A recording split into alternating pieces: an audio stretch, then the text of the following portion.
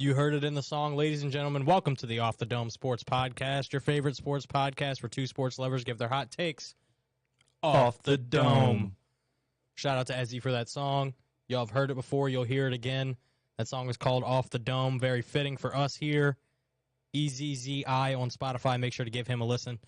If you're listening right now, that means you're probably on New Rock Radio. Keep on listening to New Rock Radio 24/7 for the best and your favorite rock music. Also listening to newcountryradio.us. Great music on there. I'm a big country music fan myself. Over 600 songs on that playlist, so make sure to give it a listen. If you're not just listening, that means you're watching in on all the Radio House Studios platforms. We appreciate you for watching in. Radio House Studios on Facebook, YouTube, and Twitch. We also have our own accounts for the podcast, so make sure to get us on Facebook and YouTube, Off the Dome Sports Podcast, or on Twitter at @off_the_dome pod.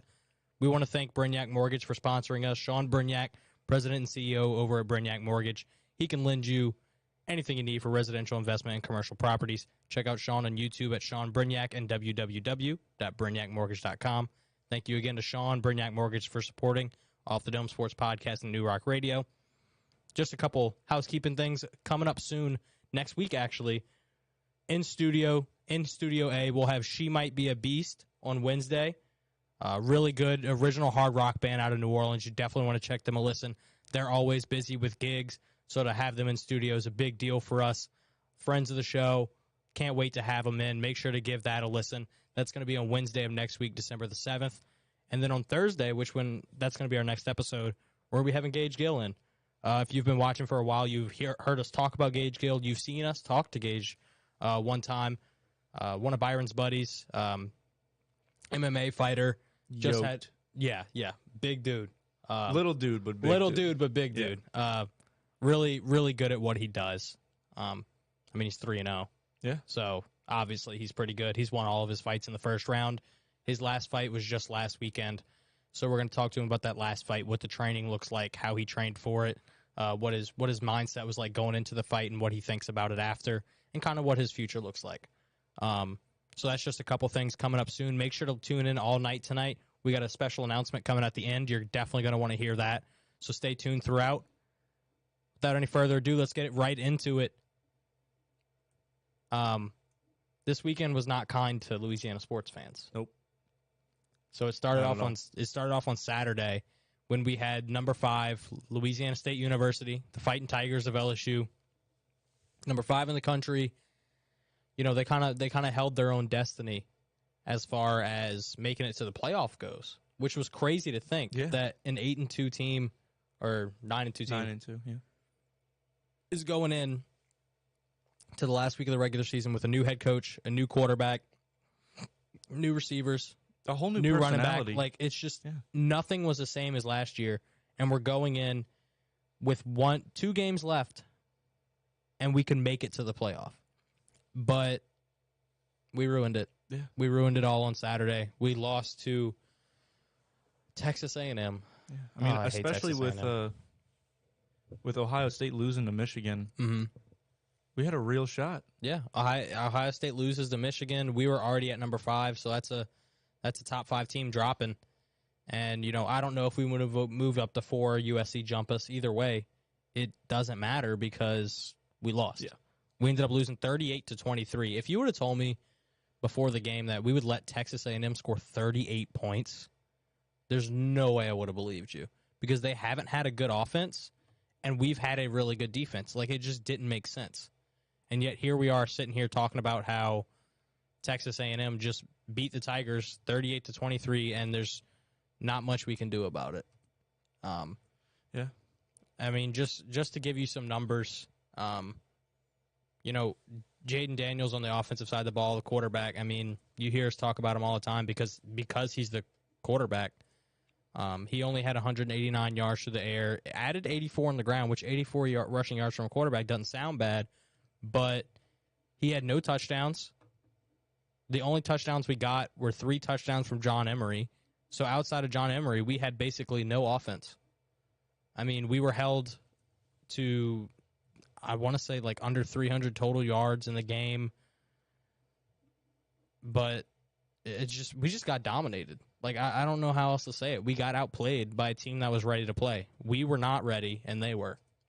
That's all there is to it. Yeah, I think we came into this game looking too far ahead. Mhm. I think we were more worried about the Georgia matchup in the SEC championship than what we currently had at hand, and kind of overlooked them, and they got the upper hand on us. Yeah, I mean, you hear a lot in sports. It's one game at a time, any given Sunday, any given Saturday, any given Friday, whatever the case may be.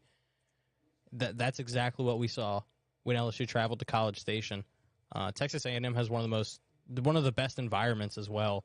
So you know that those fans were rocking. You know the students were loving that their team was looking great. And LSU never led during the game. Yeah, like there was never a point where it was like, oh yeah, LSU's here. Like from first kickoff to the final snap, we just did not play, and it was really aggravating to watch for a team that, we all had really high hopes.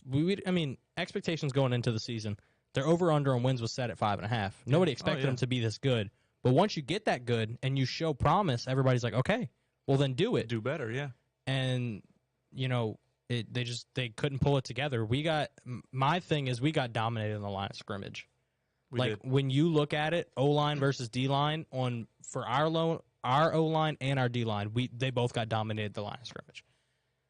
For Texas A&M, it didn't necessarily translate to sacks. I think they got one sack all night, but on that sack there was a strip and fumble recovery, and they scored a touchdown. So the one sack that they did get translated to 6. They made it count. And, I'm saying, we got dominated at the line of scrimmage, but they only allowed one sack. How does that make sense? Well, it was in the run game, really. Yeah, we just couldn't get it going. Not only could we not get it going on the ground, but we allowed 274 rushing yards. Texas A&M was almost at 300 rushing yards on the ground for the game. You can't let 274 yards go on the ground and expect to win the game. You just can't do it. Yeah. Our defense was not on what they needed to be on for this game. No. And I will be hearing the name Devon Achane in my nightmares for months to come. Yeah, he had an outstanding game, and I don't know if you recall, but when Texas A&M lost to Appalachian State, I think you had work, and I was giving you the recap of the game. I said the one good thing coming from A&M is that running back Achane. He looked great. He's the only reason they stayed in that game, and he's been playing good all season. He got hurt, and this was really his first fully healthy game back, and he made it count. Yeah, no, he was awesome. He rushed for 215 yards and 2 touchdowns on 38 attempts. That's crazy. 38 attempts is a lot, but even with 38 attempts, you're like, oh, he probably had about 140, 150 yards. No. Dude had 215 and 2 touchdowns. And, he was just explosive. Even when he was getting 5 to 6 yard runs, they were tough, explosive 5 to 6 yard runs. I was so impressed with him. He looked awesome. Yeah, and he got the ball out on first down, which gave them, the ability to run short thirds. Yeah, a lot of their playbook on second and third down. Yeah, and they had a true freshman quarterback in there, Connor Wegman. I know LSU was one of the places he was looking at too as a prospect. 5-star quarterback coming out of high school last season. It came down to 3 teams, LSU and A&M being the top 2, and he picks A&M, and look what he does to LSU. I know he went 12 for 18 for 140 yards and 2 touchdowns or something. So he had a very efficient game as well. Yeah. Just our defense just did not come to play. It was really embarrassing, honestly. Moose Muhammad. Another name that caught my eye in the game. They said his name, and I doubled it back at the TV, and I said, is his first name Moose? Come to find out, he is the son of Muhsin Muhammad, former NFL player. Yeah. Also wide receiver.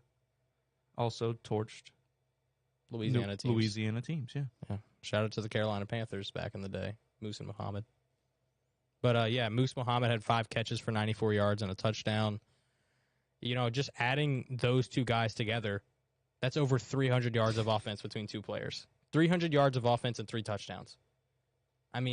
The fact that 2 players did that to us is just, it's so embarrassing to have to talk about this LSU game. Yeah. Because this is not at all what we expected to be talking about. We expected to be talking about, okay, we just beat an SEC team. We're going into Atlanta to play Georgia in the SEC championship. If we win, we're in the playoffs. We're going to be the first 2-loss team ever to be in the playoffs, and we can't talk about any of that because we overlooked one opponent. Yep. And it's not like we overlooked A&M was 4-7 going into this game. Yeah, and we had 2 games in a row. We had both talked about, not falling to the trap game because both of those said seemed to be trap games, and we almost did against Arkansas. Yep, Came and then through. we overcame it. And then UAB, we started off very slow. Kind of scared me a little bit, but we came through. And that's what I expected out of this game, too. Like, going into halftime, I was like, honestly, we're a second-half team. We can come out there and we can do it. We've done it against other teams. We did it against Ole Miss. We did it against UAB. I mean, we're going to come out there and we're going to fire in the second half. And we did. We scored on our first possession in the second half. And then that strip sack touchdown by A&M on Jaden Daniels on our second offensive possession killed every bit of momentum we thought we had. They went up 7, and we never came close. You can't be a second-half team when you have no momentum in the second half. Correct. I really wish we could sit here and talk about how good the Tigers look, and they have a shot at the playoffs, but all that is a 0% chance now. Even if they win the SEC championship, they somehow beat Georgia, they're not going to make the playoff as a 3-loss team. Yeah, I was looking at the like the percentages of the teams making it earlier, and said something like Georgia or LSU would have to beat Georgia like 55-10 or something like that, and they would need TCU, USC, all the other Michigan teams to all lose.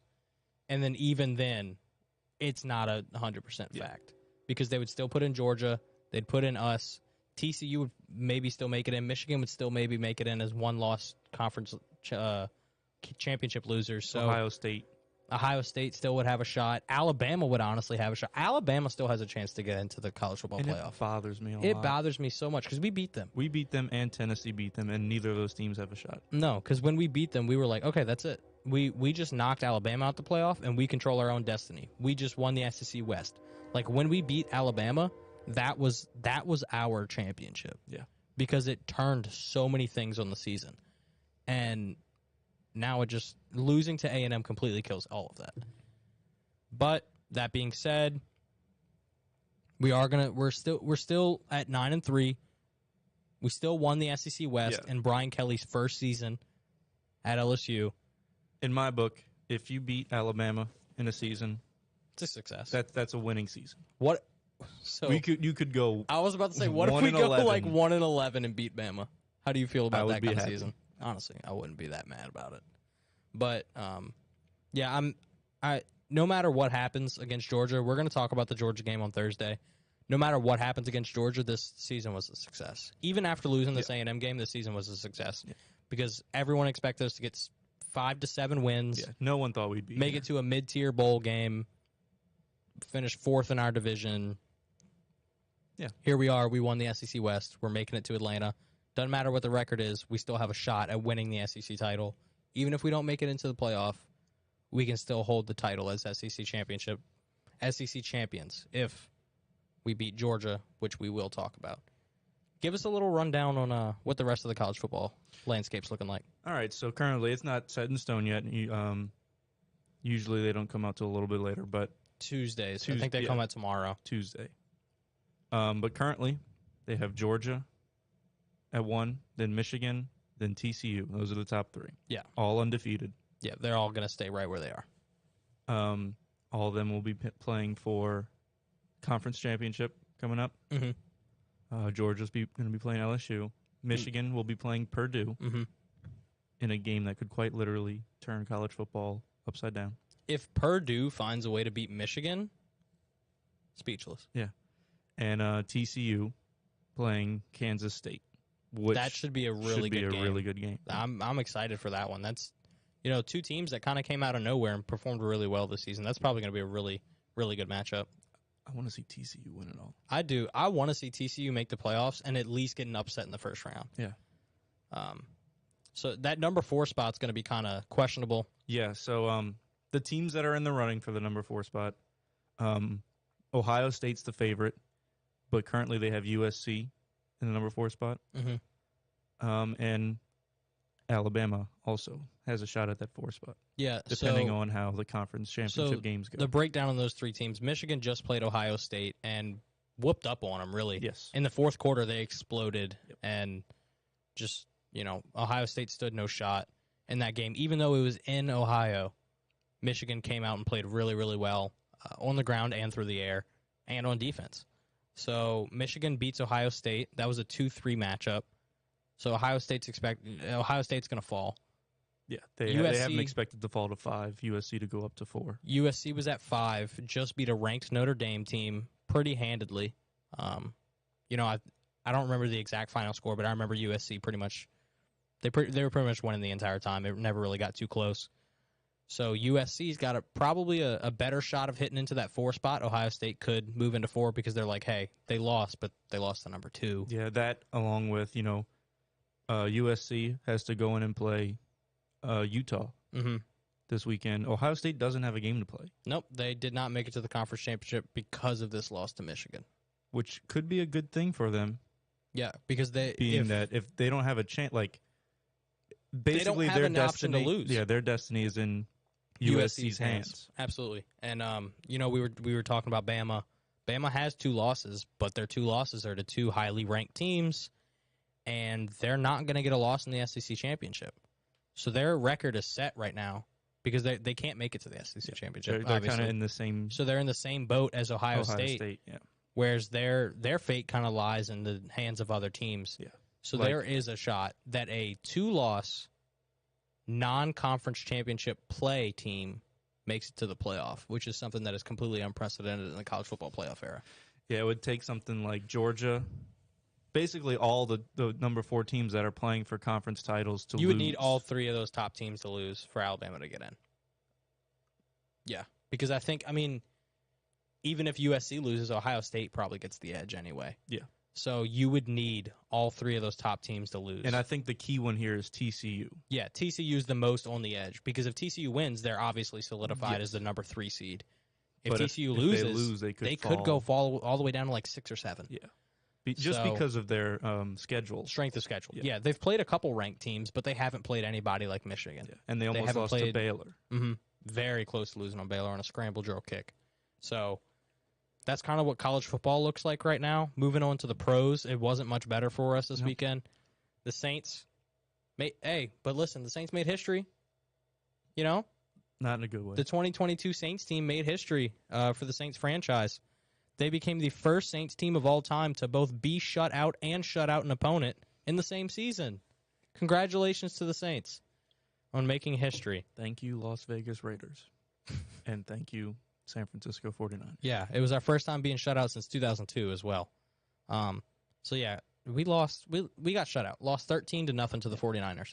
So, I'm trying to find the positive out of both the LSU and Saints loss. With the LSU loss, it was, we're still a very successful season. With the Saints loss, we held the 49ers to 13 points. Yeah, you can't really hold your head on this game. That's a really good team, offensively and defensively. Yeah, the 49ers are one of the most well-rounded teams in the NFL. And to be able to play that team that close, looking back at our season, I would not have guessed that it would have even been remotely this close.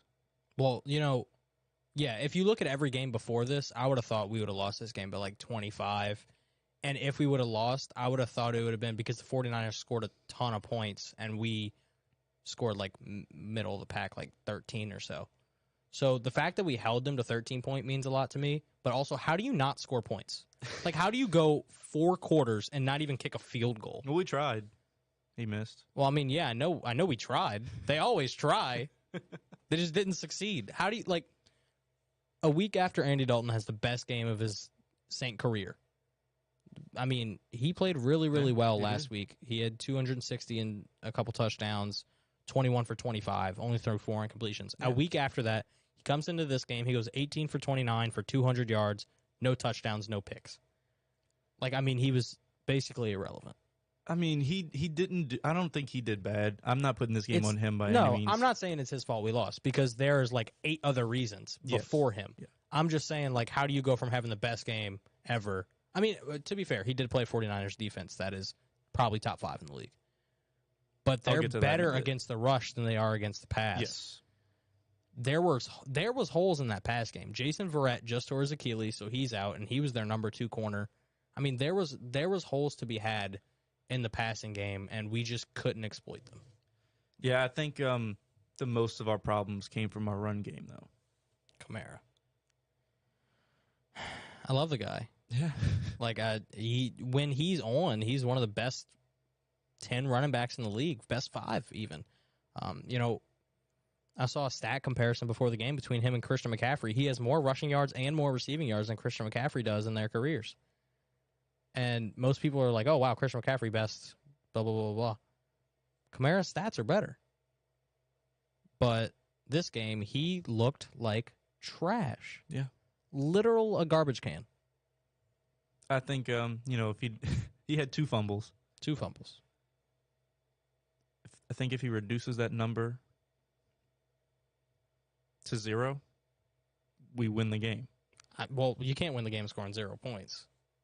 But we may have been able to kick a couple field goals, maybe score 1 touchdown. The one he fumbled on the goal line would have been a touchdown. Yeah. The other one he fumbled, we had a good drive going. We were at going. like the 40-yard line. We were snapping. Yeah, I mean, we to just see had a that good from your stop best on player defense, hurts. Because all we've talked about on this podcast all season is get the ball in Kamara's hands. He's your best player. Get the ball in Kamara's hands. He's your best playmaker. And then they get the ball in his hands, and he does this. He had 7 carries for 19 yards. Yeah. He was averaging 1.9 yards per carry, and then he had 2 fumbles. And then you want to know what made me really mad? What grinds your gears? Tell me. I'll tell you what grinds my gears. So in the goal line fumble, ball popped up in the air after Kamara got hit. Mm-hmm. What's the tight end's name? Which one, Troutman or Johnson? No, Johnson. Pops up right into his hands. He jumps up, and it falls right through his hands. In the end zone, ball's up. He jumps up, tries to catch it like this. It goes right in between his arms and then falls out the side. That's the Saints right there. And Definition of the Saints. And then 2 other linemen dive over the football, allowing the 49ers to recover. I mean, I knew the 49ers defense was going to shut down our offense. Like, I knew we weren't going to score a ton of points, but I didn't expect this. I mean, it sucks. Fun stat for you. Saints are the worst team in turnover margin. By far in the entire NFL. We are at minus 14 on the turnover margin. That means we have turned the ball over 14 more times than we've caused one. And honestly, I would like to say, it's all on the defense. We need to cause more turnovers, or it's all on the offense because we need to stop turning the ball over so much. But it's on both. It's a healthy mix of both. Because the defense has only caused 7 turnovers through 12 games. Like, that's not enough. That's not like I think there's a guy who has like 5 picks this season. Yeah, he's by himself on the 49ers. Funny how that works. He has four picks this season. Yeah, so he's got more than half of our turnovers by himself, and we're just not doing anything. And of course, some of that comes back to injuries because we've had Pete Werner has been out. He can force fumbles. Lattimore's a ghost. We don't know where he's at or what he's doing. Yeah, we have no idea what's going on with Lattimore right now. So I mean, there's the only positives we can pull out of this game is the defense played really well for what they were given. And then Chris Olave still looked really good. He had 5 catches for 62 yards, and that's not even including that deep bomb. That was actually a catch, but they called back. He took 3 steps, really, hit the ground, and when he hit the ground, the ball popped up. But he was already down when the ball popped up, and they said he didn't complete the catch. But, I mean, everybody watching it can see that when you catch the ball, you turn around, you take 3 steps, you fall, you're down, and the ball comes up. That's not a fumble. And it is a catch. The ground cannot cause a fumble. That rule changed in 2018, and yet here we are talking about it because they ruled a 39-yard pass incomplete. And that would have switched our momentum too, because he would have been inside the 15-yard line, could have scored a touchdown, could have kicked a field goal. I mean, there's a lot of things going on here, but bottom line, if our run game would have been, if we could have gotten 120 yards on the ground with even one fumble, we should have won that game. Yeah. But, especially that the only touchdown in the game that the 49ers had was one of the craziest things I've seen this season. I mean, Tyrann Mathieu been playing a little questionable, not been playing from what we've seen in past, not even close.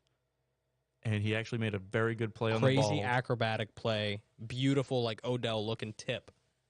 And then it just falls right into the 49ers' hands. As he's falling to the ground, he just turns his body and just lands on his chest, basically.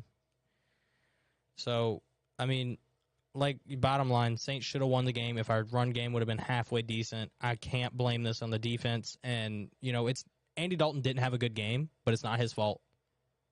I think basically two things come down to this game, and that's coaching and that's turnovers. Yeah. But we played a really good 49ers team. So, again, I guess we really can't complain that much.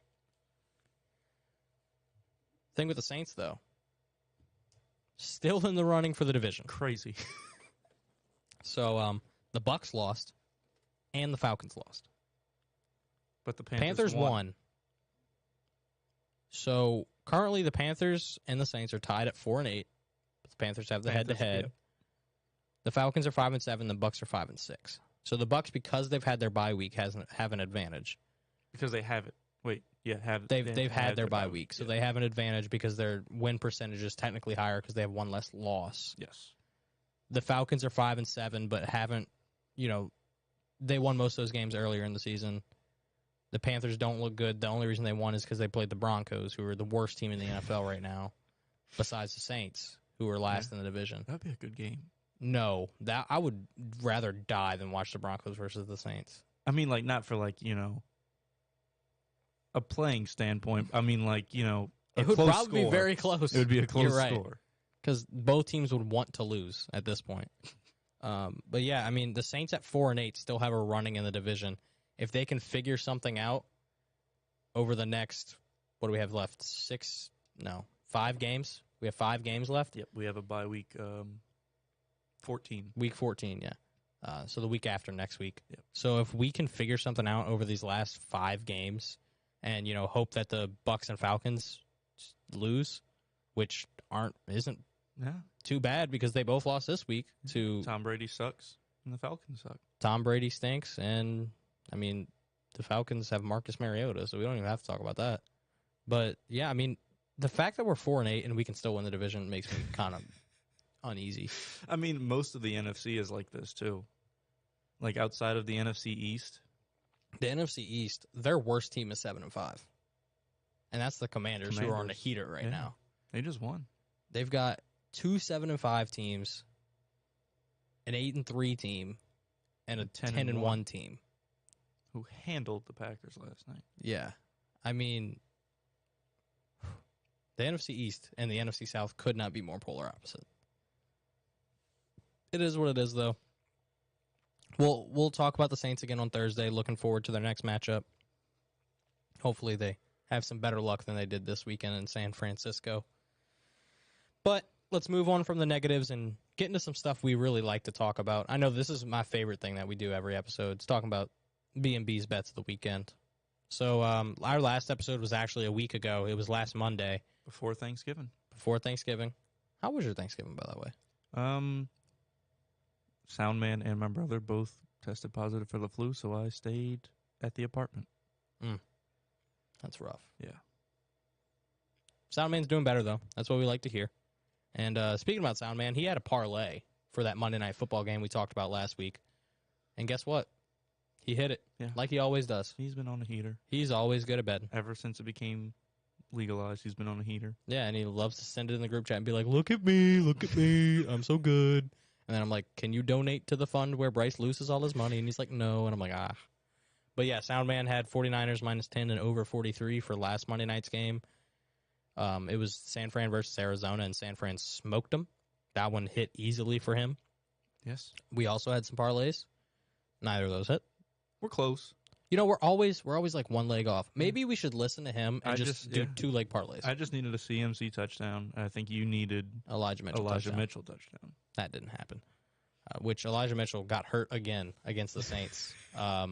He's out another 6 to 8 weeks. So what we have found out is that there was 4 players involved in our trade. 2 of them are hurt. One of them is a healthy and active for his team, and the other one's TJ Hawkinson.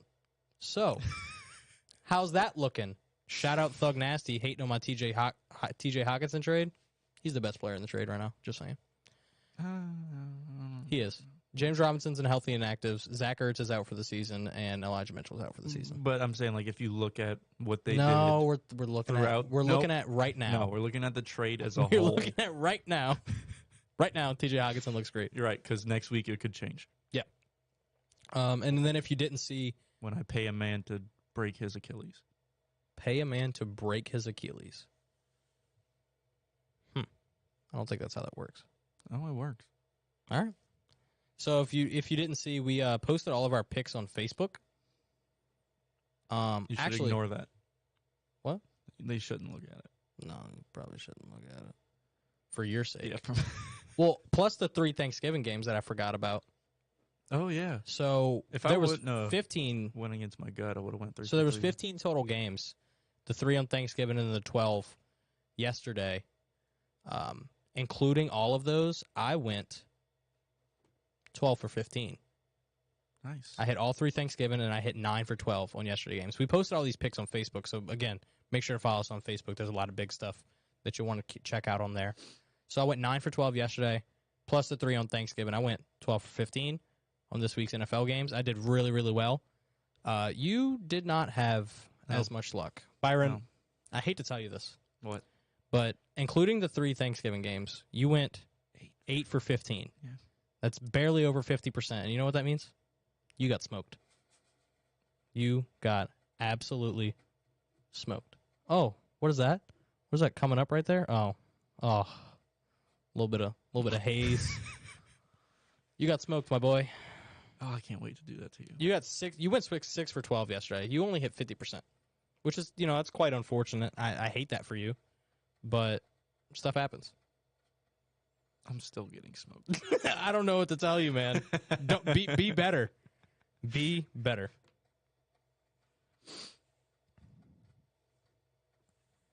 That smoke is still coming. But yeah, we made all of our picks on Facebook, so if you didn't see those, you could have checked those out. We did it because we didn't get to have a second episode last week because of Thanksgiving. But It's a good thing there's no smoke detectors in here. yeah, we'd be smoked out already. I tried turning it off, but it didn't work. So we'll see how it goes. It stopped. Nope. It's still going. Yeah. Oh man, it's gonna be real hazy in here by the time we get off. But sorry about you missing on your picks, man. You can't hit them all. No. Usually we're like within 1 to 2 of each other. This week I don't know what it was, but I picked 3 upsets and all 3 hit. Exactly. I was like that. What can I say? Which ones did you? Did I miss on? Which 3 did I miss on, or which 3 did I hit? Did you? So Raiders over Seahawks was You took one. the Raiders. I took the Raiders. Jets over Bears. You picked the Bears. Yeah, and then I immediately. Then you found out an hour later that Justin Fields was out, and you'd be dealing with Nathan Peterman and Trevor Siemian as the quarterbacks. And then the other one was. Did you take the Browns? No, I did not take the Browns. I should have. I don't remember the third one off the top of my head, but there was a third one we differed on. Because we picked almost all the same games, but the 3 I picked. Did you pick the Jags over the Ravens? I did not. Smart man. Of course I'm a smart man. What do I look like? But I don't remember the third game that I picked. But either way, I think I did pretty good. Only missed on 3 games. You did pretty good. You know what I didn't get? Smoked. But yeah, that's how we did our NFL picks. I just wanted to point it out because I don't get to win a lot of things on this podcast. You typically do better than me in a lot of stuff, so I got to take the advantage where I can. But getting into betting for tonight, we are having a Monday Night Football game tonight. The Steelers are taking on the Colts in Indianapolis. Soundman hit his last parlay, so of course we asked him, "Hey, Soundman, what's going on tonight? What's the parlay looking like for tonight?" And he gave us one. In typical Soundman fashion, he went with 2 legs. 2 legs. That's all he needs. That's all you need to walk. What did he go with? He went with the Steelers money line and the over, which is at 39.5. Wow. Very low. Usually when he combines 2, it's like plus 180, plus 215. This week it's all the way up to plus 316 with the Steelers money line and Good the for over. him. Good for him. I'm proud of him. I'm still I know. I'm trying to stop it as we speak, and it's just we're gonna have to figure this out for next time. But that's a pretty good parlay, except for the fact that I do not have the Steelers. I have the over as well, but I don't have the Steelers. I have the Colts personally. Well, we're gonna get into our breakdown of the Monday Night Football game in just a little bit. But I have Colts money line and the over, as well as the Jonathan Taylor touchdown, and that brings my odds at plus 390. I think those are all 3 very plausible. I like his over pick. I think this game could go either way with the Steelers and the Colts. but I have the Colts personally. That's just my preference. Why don't you give a little insight into what your parlay can may you be? turn that window unit on, please? Thank you, Sound Man. Sound Man's being a lovely man and trying to get some of this smoke out of here. There's a lot in here. It gets worse the more we look around. Oh, it's blowing back into our face. Hello. So why don't you tell the people your parlay you've got going on tonight? All right. So hang on. Going for a ride. Oh, I like the way you say that. I took the Steelers spread, which is at plus 2.5. That's So right. they can still the lose. Colts are favored. Yeah, as they should be. I don't know about that. They've won 2 in a row. Steelers have been looking good. They've went 1-1, but lost by 1 point to the Eagles. That is true. The Colts have looked fiery under Jeff Saturday. That Steelers defense. I'm calling him Jeff Monday tonight, by the way. That Steelers defense with TJ Watt back Oh, he looks good. is serious. He looks good. So, Steelers spread plus 2.5. Jonathan Taylor, anytime touchdown. And then both quarterbacks, Pickett and Ryan, to both throw for 200 plus. Okay. For plus 694. You know, I don't mind it. The 2 legs I'm questionable about both come back to the Steelers. I like the Colts to win, and at plus 2.5 with the Steelers spread, 1 and 2 points in an NFL game is kind of hard for a difference. Yeah, it's basically just a pick 'em. And then I don't know if Pickett can even throw 200 yards at this point. Like he hasn't been doing it, and the Colts have a really good pass defense.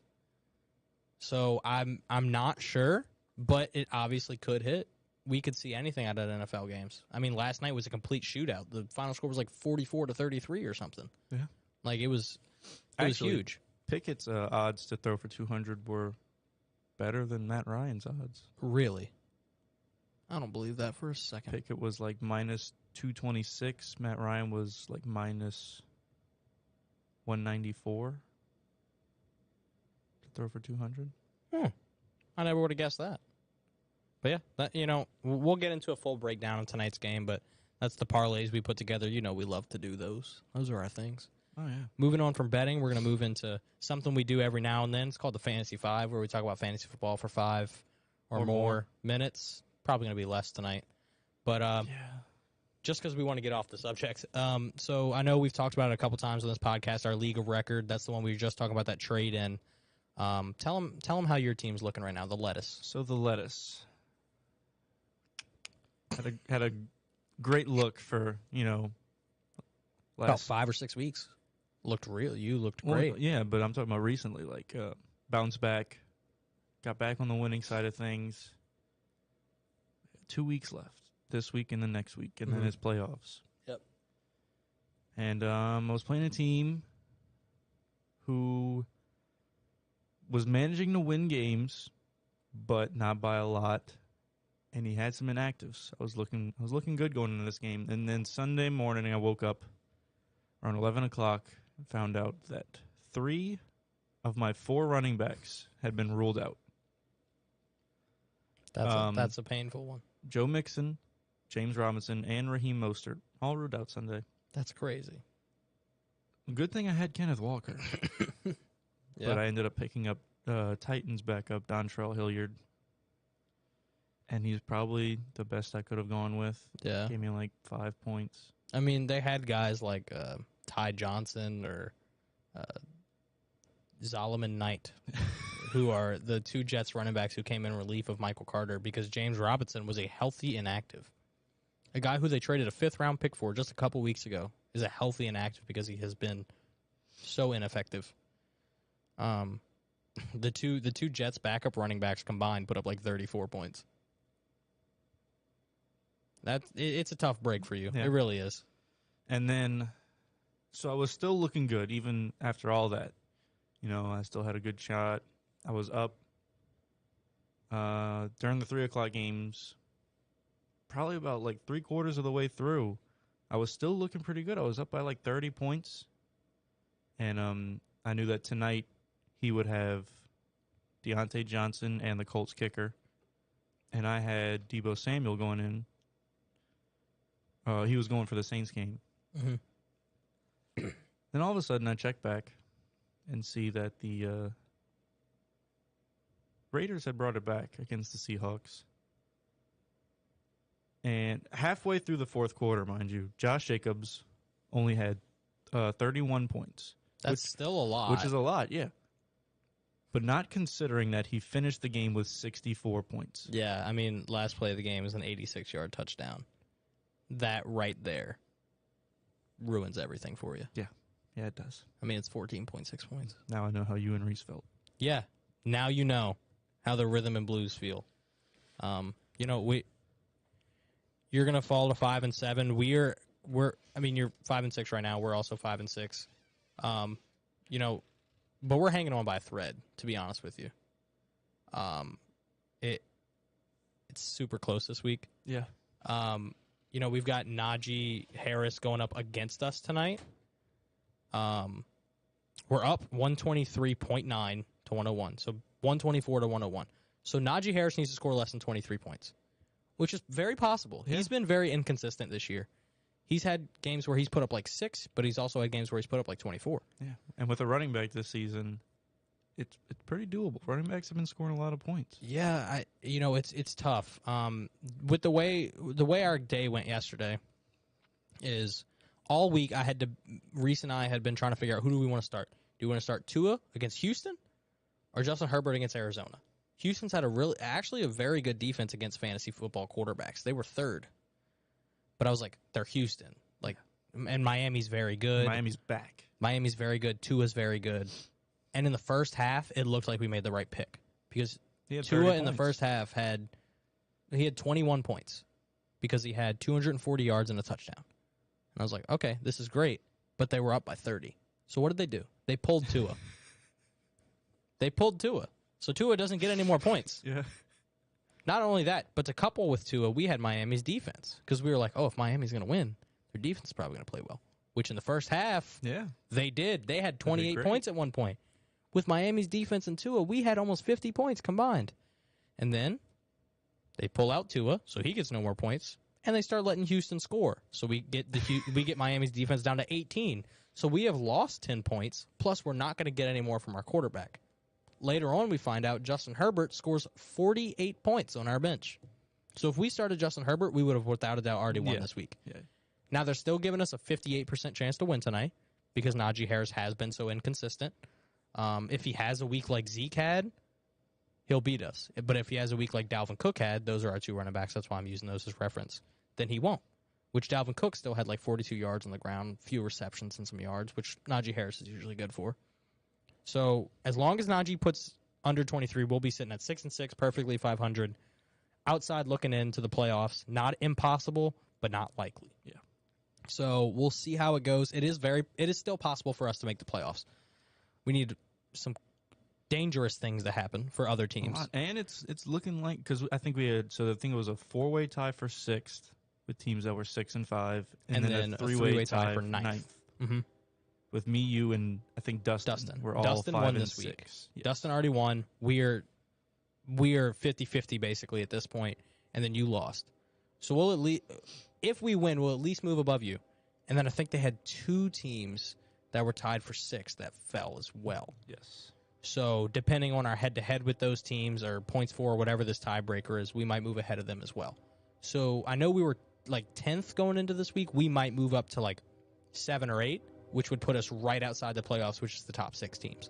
So it's very possible for us to make it in, but it's close. Yeah. I don't want to hedge my bets yet, but we're right on the cusp looking in, and I hope it works out for us. But unfortunately, we have had the second most points against in the league. I just want to put that out there, that we have the second most points scored against us in the entire league. Yeah, actually, every team decides to do well against us. Like, what are we like? Come on, man. So to give them a little insight, each week, the team that scores the most points gets a little bonus cash. I think it's $25. At the end of the season, if you win like 4 weeks, you get $100 extra. Yeah. My team had not, I was putting up points consistently, but not like anything outrageous. Yeah. And then the week I play you and Reese, I think I put up 165 and one high score of the week. Yeah, I think I don't know this for sure. Don't quote me on this, but I think 3 times this season we've had the highest point scorer against us. Like, we just can't catch a break. But you know who can? The yo-yo smugglers. Sound man. He's 8-3. I mean, he's gonna move to 9-3 unless Michael Pittman puts up 44 points tonight. So he's 8-3. He's moving to 9-3 against the only other 8-3 team. So he's basically gonna lock up that first seed, get a first round bye in the playoffs, which is big. Which is crazy because they didn't even draft his own team. Shout out Lionel Frankenstein. He's very happy with what happened. I talk to him every day. Tell you what's been going really well for him. He has a stack. Mm-hmm. And if y'all don't know what a stack is, two Same players. Team, quarterback and wide receiver. Quarterback, receiver, or quarterback, tight end. Tight end. Could be quarterback, running back, but that's not really a stack. Yeah. He has Jalen Hurts. And A.J. Brown. Which are one top 5 quarterback and a top 10 receiver. So, he's living life right now. Yeah. His running backs, and the crazy thing is he doesn't even have his starting running backs anymore, and his new running backs are better. Like Rachaad White put up 24 yesterday. Clyde went down. First 5 weeks of the season, Clyde looked like the MVP in fantasy, and then now he gets Rachaad White, who's going crazy with Leonard Fournette out. So, he's catching breaks left and right, and he didn't even draft his own team. Make it known that Soundman did not draft his own team. Hired a ringer. Train hype, everybody do a shot.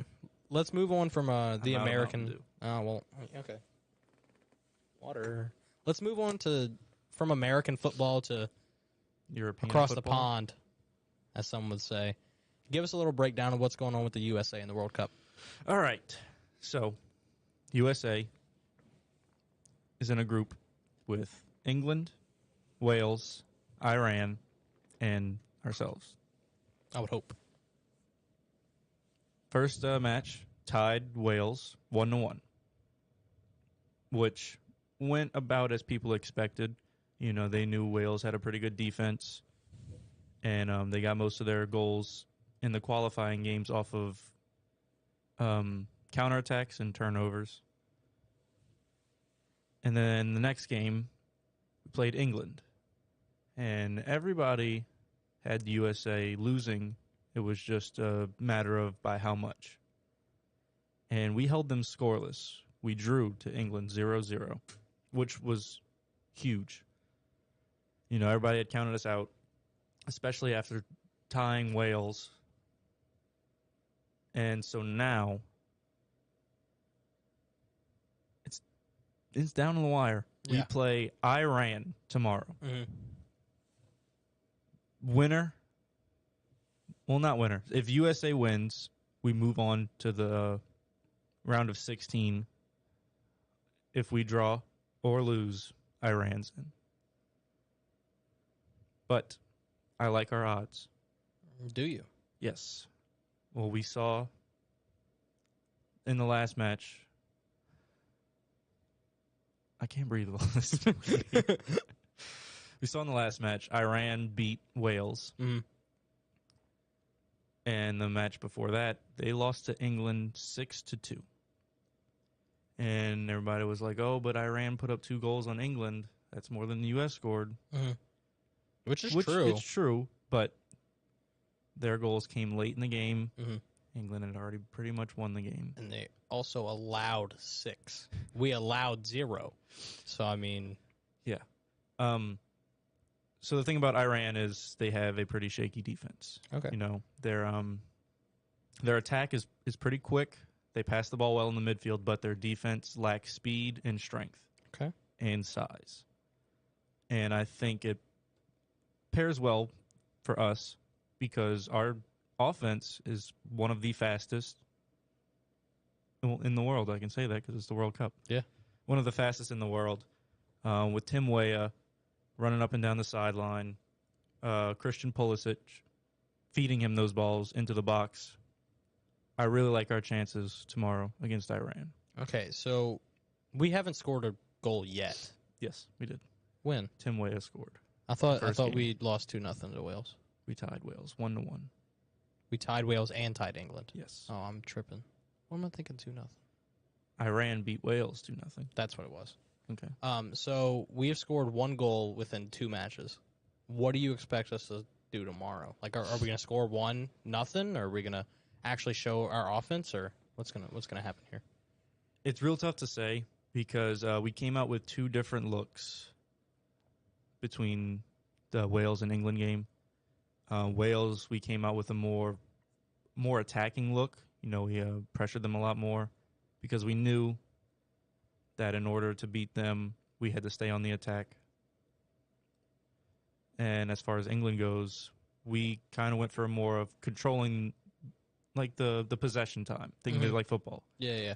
Win the possession time, win the game. Mm-hmm. Kind of like that. We came out with that kind of look where we wanted the ball in the midfield and in the back line and just waste time off the clock, which is how Wales normally plays. That they found success like that, relying off the counterattack. And that's what we were going for. We had a few good looks at goal, but in the end, England's got a pretty good keeper, really good defense, one of the best in the world defensively. And so that's why I think it's a great look that we tied them. I think it gives us a lot of hope, a lot of momentum moving forward. So if we win this game, we're into the next round, right? Yes. Win this game, we move on to the round of 16, and once, the group stages finish up, there will be no more ties. It's win and move on. Going to, what, PKs? Yes, it'll go into extra time, which is 2 15-minute halves. So instead of a 90-minute game, it'll be a 120-minute game. And then if it's still tied at the end of that, it'll go into penalty kicks, where each team, it's a best of 5, really. Each get 5 shots on goal, and whoever makes the most gets in. Pretty much, yeah. Cool. I mean, that's why I let you go, because I don't really know anything about. Some man said you can't say feeding him balls on the radio. Come on, Sam, man, why are you being like that? But yeah, that's why I just let you go, because I don't really know much. The only game I've watched all of World Cup is Canada versus Germany. Belgium. Really good game. Really good game. I was having fun during that game. Turned you into an Alphonso Davies fan. I'm a big fan of that Canadian team. Just all of them. Too bad they have no shot at making it anymore. Nope, they can't. Losing. They lost, but I felt good about them. They looked good. Yeah, they looked really good against Belgium, and Belgium's also a very good team. Not anymore. They're not. What? I thought they were like top 5. They were. They were actually ranked 4th going into the World Cup. They are now out of the top 10. Wow. They lost 2-0 to Morocco. All right. Well, that's some soccer, as we call it, for you. I don't know anything about it. That's why I just let you go. I sound like a doofus when I try to talk about it because I don't know. But, I love America, so hopefully we can do something. Yeah. Shout out USA, I guess. Christian Pulisic, only name I know on the entire team. A name you're going to know, Matt Turner. USA's goalkeeper. He's for real. All right. He's been playing at Arsenal, which is in the I've heard of Arsenal. Yeah. Yep. He's having a great cup so far. So let's hope the boys in red, white, and blue can figure it out tomorrow, take down Iran, and move on to the round of 16. Yes. Coming back to our version of football real quick, breakdown of tonight's game. We've got the Colts versus the Steelers. Game starting in roughly 20 to 25 minutes. Probably going to be a close matchup if I had to guess. I wouldn't expect the score to be any more than like 4 or 5 in between them. I don't expect anybody to win by a touchdown just because these two teams are pretty evenly matched and have the same strengths and weaknesses. Yeah. Both very strong run games. Very, very much a mirror match. Strong run games, a talented receiver room with a below-average quarterback, and defenses are holding them. Defenses are doing the best that they can. So, I'm expecting a close matchup tonight. I know I had the Colts winning. Do you have the Steelers? I know you have the Steelers spread. Do you have the Steelers winning? I have them winning. Do you have any prediction on the brain of what the score may be, and maybe who you think will be the MVP for tonight? I'm going to go 27-24 Steelers. Okay. MVP being Freiermuth. I love me some Pat Fry. Big Pat Fry guy. 2 touchdowns for him. Oh, I could see it. It sounds about Red right. Zone. I'm gonna go 23-20 Colts. Take the Colts to win 23-20. So both of our predictions have finishing the over. both. Yeah, I mean, I have the over in my parlay, so I have to say it. Yeah. And I think tonight's MVP is going to be Jonathan Taylor. I think he's going to bounce back? I mean, he had a pretty decent week last week. He looked bad. He hasn't looked great this season. I think he's going to bounce back. I think they're going to just feed him over and over and over and over and over again. So he's going to have a good week. I expect him to put at least one touchdown on the board, if not two. So I'm looking for the Colts to win tonight. You're looking for the Steelers. We'll see how it goes. That'll be the difference between you being 8-15, and then either 8-16 or 9-16, and then I could continue my streak of only having 3 misses on the week. 13-16 or 12-16. Yeah, I mean we'll see how it goes. But one last thing before we close out here, the special announcement we've been talking about. We have merch. We are selling T-shirts, ladies and gents. It's something we've been wanting to do for a little bit here. We're going to go ahead and do it, though. If you go on our Facebook, any of our social medias, we have our own. You got something you want to do? Can you say that again? We have merch. You're so dumb. But yeah, we're going to be selling T-shirts. If you go on our Facebook, YouTube, Twitter, any of our accounts, you will see our logo. It is a gold logo. It says Off the Dome on it. It's a little picture of a Superdome with us, sitting on it. That's the logo that's going to be on the T-shirt. It's going to be a gold T-shirt with that logo right on the front in the middle. I'm going to post about it tomorrow on the Off the Dome account. So again, make sure you're following us on Facebook. Like the page, follow us so you can stay up to date with everything. Make sure to give us a follow on Twitter too, _Dome Pod. You'll catch us on there. There's going to be an order form, or at least giving you some info about it and just the way you're going to order it. You can either write in the comments there, let us know how many you want, what sizes, or you can email us at offthedomesportspod@gmail.com. Once again, offthedomesportspod@gmail.com. Send an email to that, letting us know, the size and how many you want, or even an address that we could bring them to, drop them off, or ship them to, whatever. We're gonna figure out all the details a little bit later, I promise.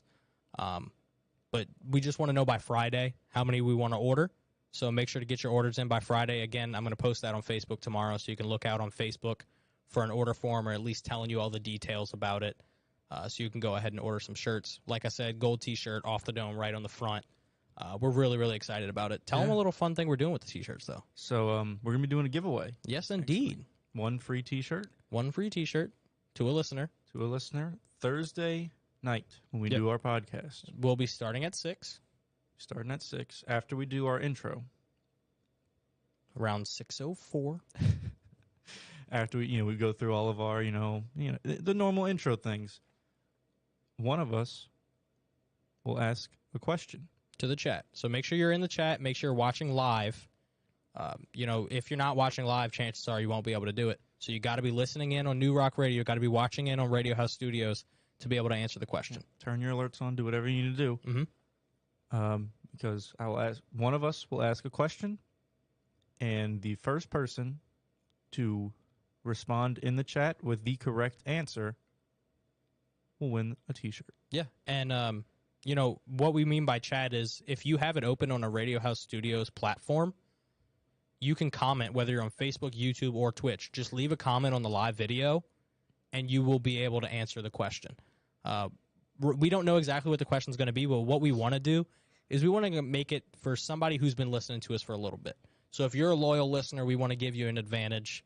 It's going to be maybe something we've said in a past episode, maybe a theme we've kept going through our episodes, maybe something about a special guest we've had. We don't know exactly yet, but make sure you're here at 6 o'clock sharp. That way you can answer that question, be the first one, and get a free T-shirt. We'll let you know live on here once we see the comment, once we see who wins. We'll let you know, hey, you won. Go ahead and drop your size in a comment, too. We'll make sure to save you one. But that'll be one free T-shirt. The only people who are ineligible are our parents or immediate family. So sorry, Sound Man. Sorry, Peyton. You're not eligible. And neither is Georgia Raylin, Gerald, as we like to call him. So y'all aren't ineligible. You got to pay up. But everybody else, if you're in the chat, you are eligible to win a free T-shirt if you can win the answer to that question. So make sure to stay tuned on Thursday for that. Stay tuned. Spread the word. Absolutely. Maybe if you can manipulate someone into watching our stream and they answer it right instead of you, Yeah. you can maybe be like, hey, What was I that? got you here. Give me that T-shirt. Give me that T-shirt. Yeah, everybody loves a free T-shirt. Yeah. Nobody complains about a free T-shirt. And Your dad said not fair. sorry, you can buy one. You'll be all right. But yeah, we don't know the exact price yet. So that will also be relayed. I promise. So just let us know how many you want, what sizes. You can send that email to offthedomesportspod@gmail.com or go ahead and give a comment on the Facebook post tomorrow. If you want a hint as to what the question may be or what some answers may be, go ahead, listen back to our old episodes. I promise you an answer will be found in one of our old episodes. We're not going to ask a question that we've never talked about the answer to. It'll be somewhere within the past episode. You can go on Facebook or YouTube, Radio House Studios platforms, watch all of our old episodes, listen in, and the answer will be somewhere within there. I know I'm giving you some homework, but it's not hard. Just go ahead, listen in, tell your friends, tell your family. A free T-shirt is up for grabs. Yeah. With that being said, that's going to wrap up the Off the Dome Sports Podcast for tonight. Once again, we want to remind you that on Thursday we are going to have Gage Gill in here. Not only are we doing a giveaway, but we're having Gage Gill in. So Thursday is going to be a big day for us. It's going to be a great day for us. I can't wait until Thursday. Make sure to check out Gage. He's going to come in here, let us know how his last fight went, what he's looking for towards the future. It's going to be a fun interview. We had him on. Last time we had him on, we had a great time. Should be the same. And then don't forget, again, December 7th, that's next Wednesday, She Might Be a Beast, original hard rock band out of New Orleans, is going to be in studio, live in Studio A. You definitely want to check that out. Stay tuned on Radio House Studios and newrockradio.us, all the social media platforms. That'll keep you up to date with that. Again, hard rock band out of New Orleans, She Might Be a Beast, next Wednesday, December 7th. She might. She might be.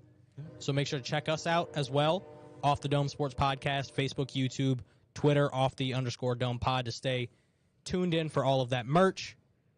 We appreciate everybody for listening. We had a great time tonight. I hope you did too. Make sure to tune in on Thursday at 6 o'clock, where we'll cover the future of LSU and the Saints, Thursday night football, and be giving away that free T-shirt. So make sure to be in here 6 o'clock sharp Thursday. We'll see you then.